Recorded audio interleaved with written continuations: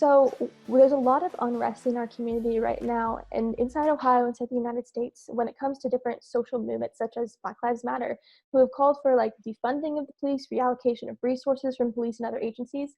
If that's a path forward, how would you see that working, and what agencies would need to come alongside, and what structure do you see being effective for our community? Well, first of all, I do want to say that I support Black Lives Matter, but I also support law enforcement.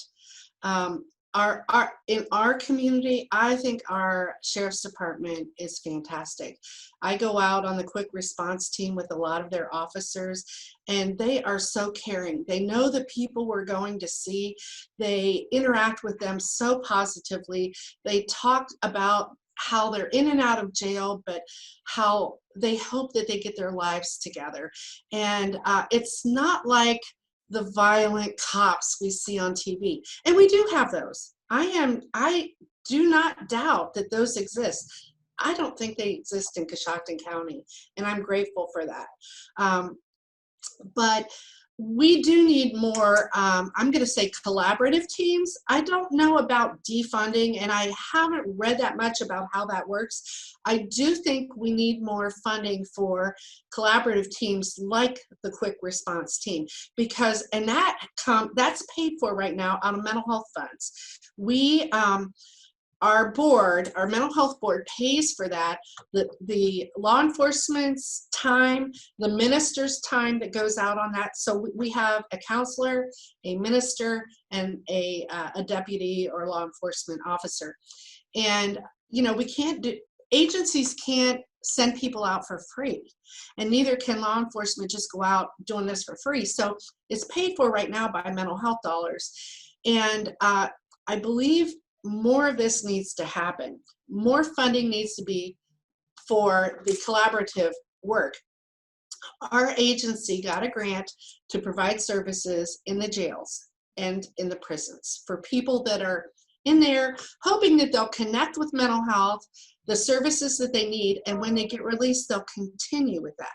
Well, when that grant goes away, we can't afford to provide the amount of services. We do crisis work in there, but we could never go in there and provide counseling. We're going in there providing counseling, and we provide psychiatric services for those inmates, which help them. It reduces the outbursts that the jail's having. The problem in our county is our jail is awful. I don't know how those men work in there, and women. There are women, you know, corrections officers as well. But there is no space for us to go in there and work. There are way too many people. It was built for like 15 inmates, and there's 70 and 75 at a time in there, which causes more conflict between the inmates. It doesn't allow us to go in and provide services. We wanted to go in and provide group services, teaching the inmates thinking for a change. It's a wonderful cognitive behavioral program, and there's no space for us to do it. But yet that we have the funding right now to do it. Now, I'm hoping we can get a new jail at some point. But I really believe that mental health, and I do want to say mental health and substance abuse has merged at the state level a few years back. I think that's a good thing, because we all know substance use happens a lot of times because of mental health issues, and it's tied together just like this. And so our agency became certified in substance abuse treatment a few years ago. Coshocton Behavioral Health Choices did the opposite. They became certified in mental health. There is plenty of work for all of us, and we need to work together to meet all the needs in the community. What I hate right now is the polarization. I hear people on both sides like that only Black Lives Matter or only law enforcement matters. And I don't want to say, I do want to say that when Black Lives Matter started, I was of the mindset all lives matter, which I believe that. But one of my daughters explained to me that invalidates the people of color, because they're the ones that have been mistreated through the years, and they're the ones who are receiving the brunt of a lot of the inequity. And so I totally changed my mind after talking to her.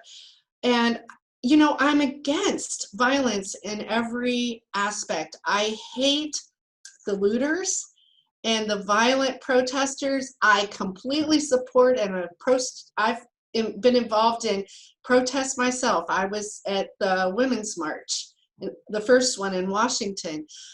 So I completely support peaceful protests, but I also support law enforcement unless they are inappropriate. And the ones that are inappropriate do make it bad for everyone on both sides of the fence. So I hate the division in our country right now. Yeah, I think division is really hard, but people like you sharing your perspective like this, I think is really important because we need to hear all sides of an issue. We need to understand, even though people may not agree on this subject matter, especially, it's important to understand that people can say all lives matter, but also believe that the Black community has had suffering. And so thank you for sharing your perspective and your opinion. And thank you for coming on and sharing that with our community. Well, thanks. Thanks for asking me.